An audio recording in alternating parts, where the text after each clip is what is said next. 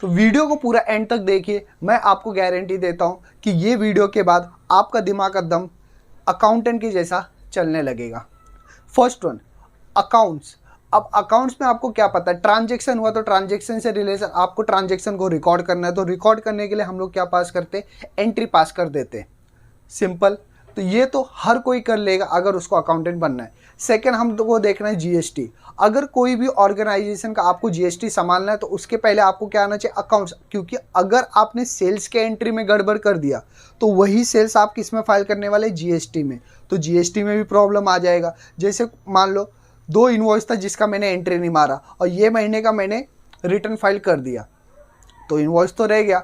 और नेक्स्ट, अब आपने इनवॉइस तो रिकॉर्ड कर लिया, सब इनवॉइस रिकॉर्ड कर लिया, कोई इनवॉइस ऐसा था जिस पे लगना चाहिए था 5%, उस पर आपने लगा दिया 10% और आपने वही चीज़ इसमें भी डाल दिया जीएसटी में, तभी भी वो ऑर्गेनाइजेशन का लॉस हो जाएगा, उसको ज़्यादा टैक्स भरने आ जाएगा। तो आपको एक अच्छा अकाउंटेंट कब बनना है, ऑर्गेनाइजेशन के बारे में सोचना है कि कैसे मैं इसको टैक्स भरने से बचा सकता हूँ, या जितना नीड है उतना ही टैक्स भरा जाए। समझा। तो अब क्या होगा, अकाउंट्स कर लिया आपने, सबसे पहले आप क्या करेंगे, परचेस की एंट्री मारेंगे, परचेस के बाद सेल्स की एंट्री मारेंगे, वही सेल्स कहाँ जाएगा, जीएसटी में जाएगा, GSTR1 फाइल कर देंगे। तो अगर GSTR1 गलत हो गया तो आपको टैक्स का अमाउंट भी गलत आ जाएगा। तो यहाँ पे गड़बड़ बिल्कुल नहीं करना है।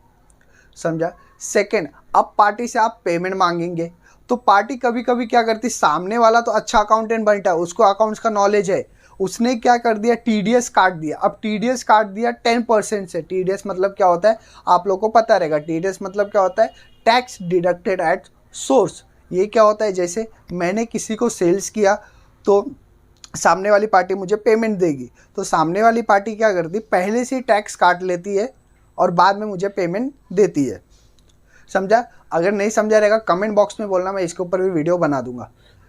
तो टीडीएस, अब उसने काट लिया टीडीएस 10% का, बट काटना चाहिए था उसको 5% का।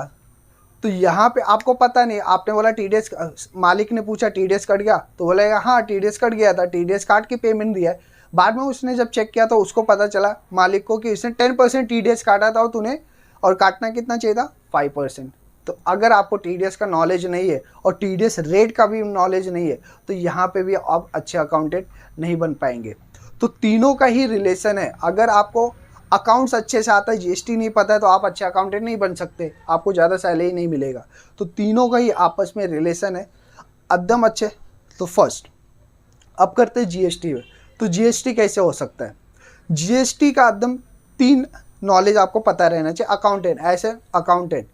पहला GSTR1, वो अच्छे से फाइल करना है। सेकंड, जब इसका पेमेंट करने आएगा 3B, तो 3B भी अच्छे से फाइल करना है, जितना टैक्स भरना था उतना ही भरना है। थर्ड, सबसे इम्पॉर्टेंट, जो एक आपको अगर अकाउंट्स के बीच में खड़े होगा, आपको ये चीज़ आती है तो आपको क्राउड में से निकाल देगा वो, मतलब आप नेक्स्ट लेवल वाले बन जाएंगे। क्या है वो, ITC। अब कौन सी चीज़ पे ITC लेना है, कौन सा चीज़ पे ITC नहीं लेना है, ये भी इम्पॉर्टेंट बात है। क्योंकि मान लेते हैं कि 10,000 का टैक्स लाइबिलिटी आया और कंपनी के पास 12,000 का ITC पड़ा था और आपने क्या सोचा ये बिजनेस का है ही नहीं, आपने क्या उससे 10,000 भरवा दिया, तो गलत हो गया। तो इसलिए देखना है आपको ITC को यूटिलाइज कैसे करना है, ये भी देख लेना। मतलब कौन सा ITC किससे कितना लेस होएगा वो भी आपको पता रहना चाहिए, उसके हिसाब से टैक्स कैलकुलेट होएगा।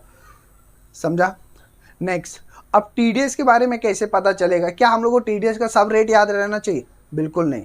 पूरा रेट कभी नहीं याद करना है, आपके ऑर्गेनाइजेशन पे जितना रेट एप्लीकेबल है उतना ही रेट करना है। तो ये कैसे पता चलेगा, अब आपको देखना है आपका ऑर्गेनाइजेशन ट्रांजेक्शन कहाँ कहाँ पे करता है।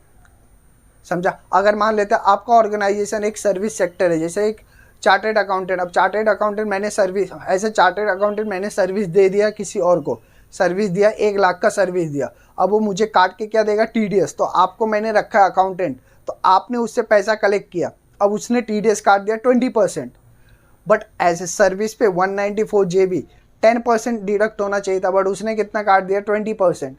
तो एज ए अकाउंटेंट आपको पता रहना चाहिए कि आपका जो ऑर्गेनाइजेशन है वो किस में डील करता है, सर्विस में, गुड्स में, तो गुड्स पे कितना टीडीएस लगता है, बस उतना ही आपको पता रहना चाहिए। सर्विस है तो सर्विस पे कितना लगता है वो भी आपको, ये मिनिमम है, इससे ज़्यादा आपको पता है तो अच्छी बात है, बट इतना तो पता रहना चाहिए। समझा?